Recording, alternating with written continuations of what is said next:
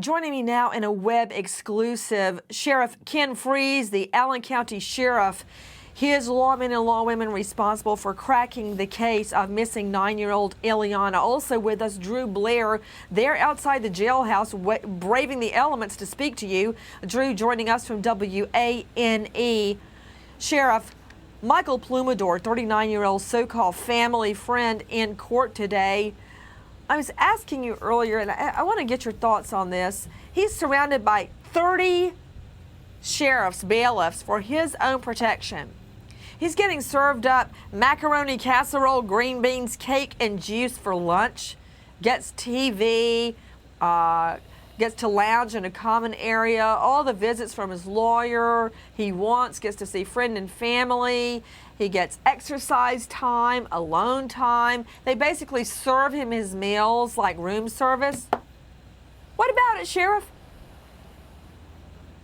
It's frustrating. I have a job to do, we have a job to do, to make sure that we meet his constitutional needs, but I am also a father, a parent, a taxpayer. But I do know that this is a criminal justice system we have, that we live under it in the United States, and I know that if we do things the way we're supposed to do, then we'll have a successful prosecution. And that's what we're looking towards now. We couldn't save Aliahna, but now we can at least prosecute the man guilty for her death.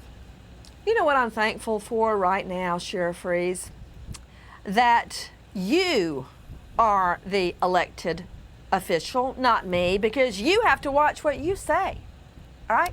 But I can say how disgusted I am that your lawmen and women had to open that freezer and find this 9-year-old girl's head, her hands, and her feet. I've seen plenty of crime scenes, but that's one thing I've never seen. And those crime scenes I saw all those years I prosecuted still play in my head sometimes at night. He makes me sick. These are things that the investigators will never forget. They'll never forget. I mean, they're images that are seared into your brain that never go away. To Drew Blair, joining us along with Sheriff Ken Freeze, responsible for cracking this case. Drew joining us from WANE. Drew, Plumador in court today. We learned a lot today. Number one, the judge enters a not guilty plea for him, as you have pointed out to me. And number two, we find out that he was accused of sending shots of naked male genitalia to another little girl in another jurisdiction. We also learn a lot about how he presented himself to Aliahna's family to get them to trust him.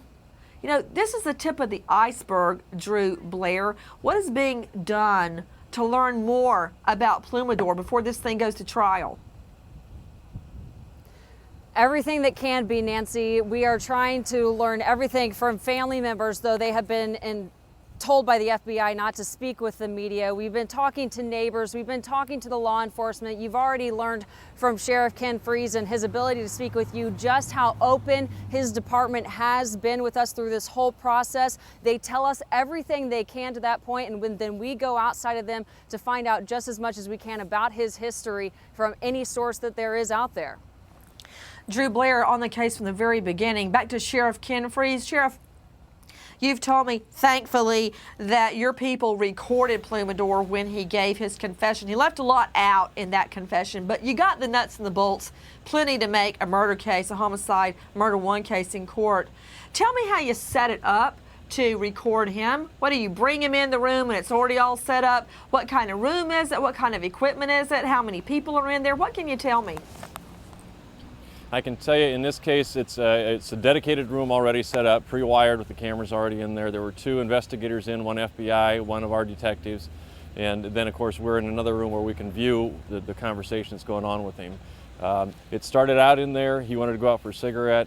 And luckily we had an audio recording on out there where he started to talk some more, got him back inside to get everything else on video.